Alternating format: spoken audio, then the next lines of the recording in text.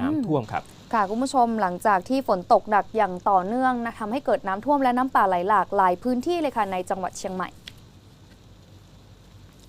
ในตัวเมืองเชียงใหม่ค่ะฝนที่ตกมาอย่างหนักตั้งแต่ช่วงค่ำจนถึงเช้ามืดวันนี้ค่ะทำให้มีปริมาณน้ำสะสมรอการระบายที่ถนนสีปิงเมืองตลาดประตูก้อม